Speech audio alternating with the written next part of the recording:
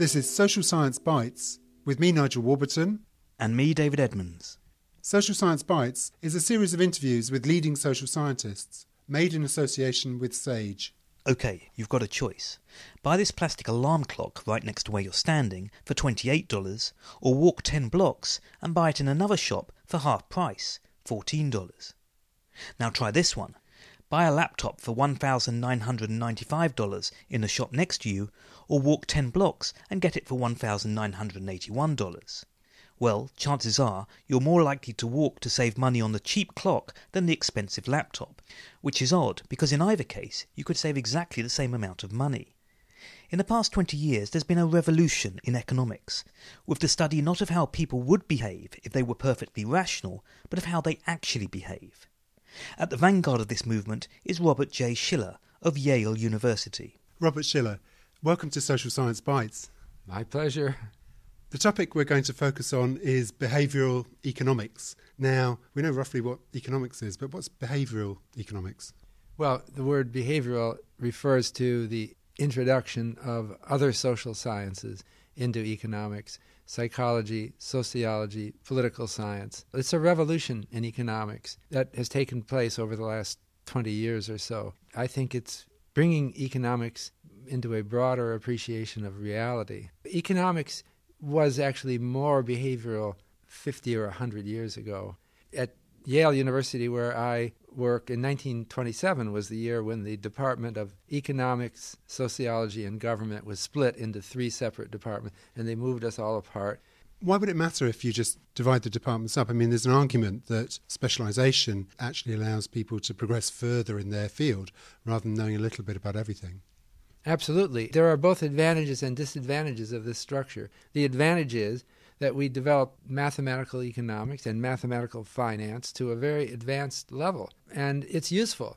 We have option pricing theory that is very subtle and allows complex calculations that have some relevance to understanding these markets. But it loses perspective on why we have these options anyway. It offers a justification, typically that involves rational behavior. You can get into the swim of that, thinking, I want to know why smart people use options. It's instructive to go through the exercise of thinking, is it really ever right to buy these investment products? But that doesn't mean that you're answering the question why people really do buy options and why this market exists and why other markets that sound equally plausible don't exist. So what you're saying is that traditional economics has focused on a kind of ideally rational individual. What would they do if they behaved in their own best interests based on the information available? But behavioural economics brings in the fact that we don't always behave in our own best interests. That's right. Or conventional economics misrepresents what our best interests are. A great example is the financial crisis that began in 2007. The way it began is home prices started falling rapidly. Many people had committed themselves to mortgages, and now the debt was worth more than the house was worth. They can't come up with the money to pay off the mortgage, and so it kind of led to a world financial crisis. So why did that happen? Conventional economic theory can't seem to get at the answer, which I would say is we had a speculative bubble driven by excessive optimism, driven by public inattention to risks of such an eventuality, and errors in managing the mortgage contracts that were made. There's no errors in conventional economics. It's all rational optimization. Well, let's take the optimism that you described. Lots of people are incredibly optimistic about the never-ending increase in house prices. There's a sense in that they're just ignoring past oscillations. Is that a basic psychological trait of human beings, that we are particularly optimistic when we see things getting better? We think they're always going to get better. Or is it something very specific to this case? It's always more specific to the case. It depends on framing, how you think about the problem. Kahneman and Tversky, who are 2 psychologists who are very important in behavioral economics, talked about the so-called representativeness heuristic. We tend to look for patterns in the data that we think are representative of history. And we have salient images of things that happen, like home prices always going up. It's always gone up in our lifetime. You might look for some break, because you also have another model in your mind, which is 1929 and the stock market crash. So you have people looking for these patterns. And while home prices were going up and up, It just seemed like anyone who raised the observation that they might fall just didn't seem intuitively plausible. Until they start falling, the other template that's in their mind suddenly becomes real, and then that causes a self-reinforcing drop. The amazing thing is that in the economics profession of 20 years ago or so, there were no bubbles. Now people freely say bubbles. Well, it was one of those words that was considered unprofessional by economists because markets are smarter than any of us, and anything that happens in the market has a rational explanation. So if we bring psychology back into economics, with the current crisis, what particular light would psychology shed on that? I mean, you talked about people's optimism. Is it there's a kind of herd mentality and the markets mirror that, or is there something else going on? There's a lot going on. It turns out that the human mind is very complicated. Economic theory likes to reduce human behavior to a canonical form. The structure has been, ever since Samuelson wrote this a half century ago, that people want to maximize their consumption. All they want to do is consume goods. They don't care about anybody else. There's neither benevolence nor malevolence. All they care about is eating or getting goods, and they want to smooth it. He described it in terms of a so-called utility function through their lifetime, and that's it. That is such an elegant, simple model, but it's too simple. And if you look at what psychology shows, the mind is the product of human evolution, and it has lots of different patterns of behavior. The discoveries that psychologists make to economics are manyfold. Well, one that I know you've discussed is this notion of fairness that might trump the economic rationality.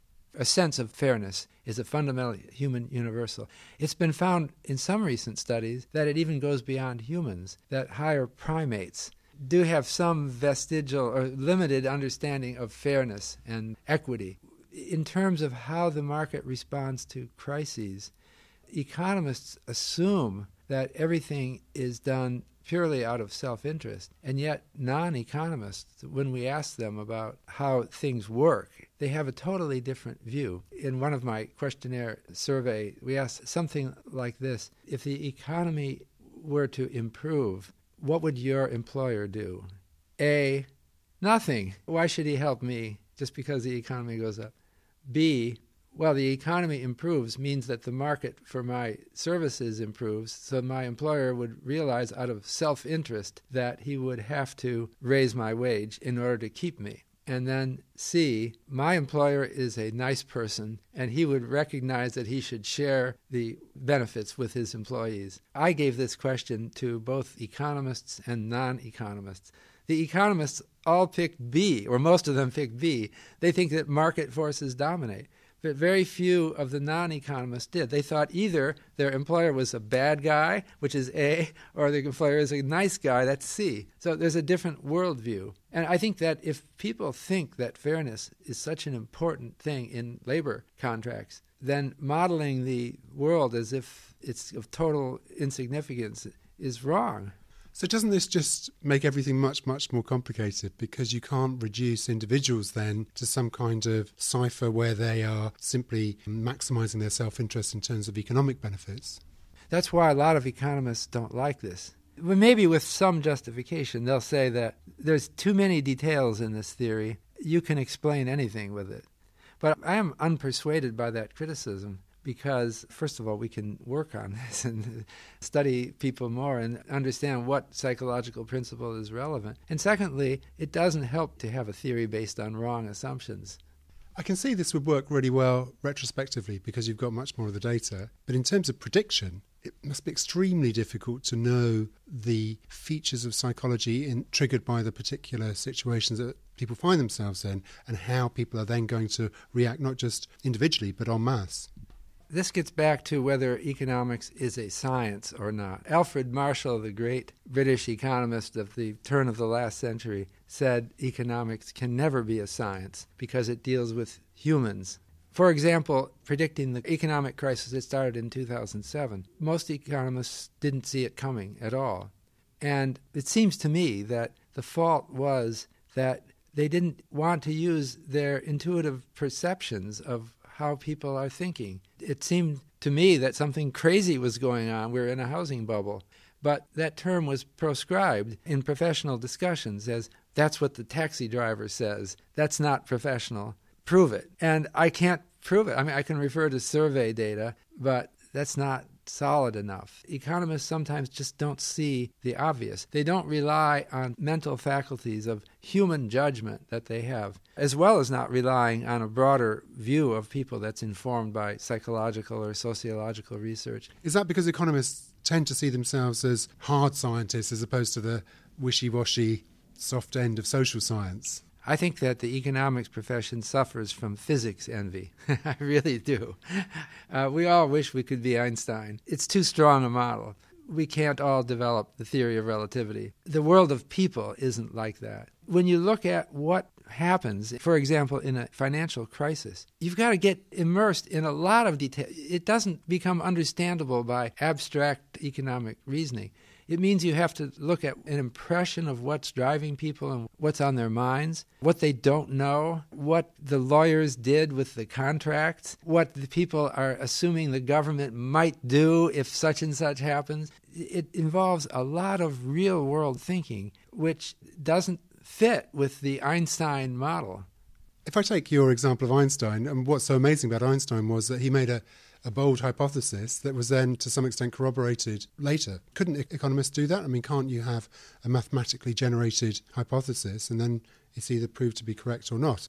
That's an interesting question. I've never been asked that before. I know Einstein wrote his special theory in 1905, and it wasn't until 1919 when they did an experiment involving a solar eclipse that Einstein was vindicated. So is there an example like that in economics? What springs to my mind is usually the opposite. Economists will see empirical irregularities in the data and become famous for having named some empirical irregularity. And then shortly after that, it stops happening. And so that's the reverse. It's quite interesting because with Einstein, the prediction couldn't possibly make the results happen. But in economics, they could conceivably. Yeah, because economics deals with people. One of the great concepts in economics came from the sociologist Robert K. Merton, who in the 1940s wrote an article called Self-Fulfilling Prophecy. He coined that term in the 40s. And that's exactly what the Great Depression was, a time when people became pessimistic about the economy, and they stopped spending, and so it made it happen. It also refers to a reason why economists are loath to predict depressions, because they feel that it's antisocial to set in mind a course of thinking. Especially central bankers feel reluctant to do that. I can see that somebody could predict a depression, and it happens, but the causes of it, they can get completely wrong. They can be accurate about the outcome, but the explanation of why it has occurred, because it's so complex, there's so many factors, there might be 5 different competing explanations, all equally probable. That's right. Well, first of all, important recessions come rarely. So in your career as a social scientist, it might come once or twice. So you won't prove anything from having said it right. The other thing is that there will be many people, numerically, 20 people maybe, that predicted it, all for different reasons, and you never can figure out after the fact which one had the correct reason. It's a shortage of data. I'm talking about a particular problem in macroeconomics, especially when we have global recessions. Global recessions don't happen that often, and when they happen, they're really big. And that's not something that any scientific method involving statistical analysis can handle. So what is the value of this kind of behavioural economics then? We are learning amazing things about human behavior. We could also add neuroscience. It seems to me that the profession advances by bringing in insights from other professions. And the place where 20 years ago I would least have expected it is the medical school. But people from the medical school are now coming to economic seminars because they go back to their lab and they can do an MRI or a single neuron study and see what's happening inside the brain. It used to be that we had no insight. We believed in what Samuelson called revealed preference. We will look at people's functions of their mind by seeing what they do in their economic actions, and there's no other way. But now we can look inside the brain and see something. One thing about behavioral economics, incorporating neuroeconomics, is that it's going to be a very productive field in the next 20 years, and it's going to change our thinking about the economy. Well, given all these different developments in the social sciences, in psychology and neuroscience, Does that make it more likely that economists are going to be good at predicting the next crash?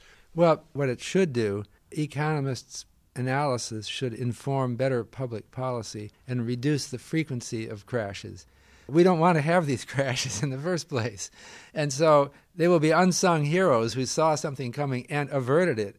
It's just like the guy who designs the traffic lights, and he prevents accidents. So you don't go to this person thankfully saying, you prevented by accident. You don't even know that the person prevented it. So that's the kind of world where economists will fade into the background, just like the street planners in the city, and yet be doing good things. Robert Shiller, thank you very much. It's a pleasure. This podcast is made in association with Sage. Transcripts of the interviews are available at www.socialsciencebites.com.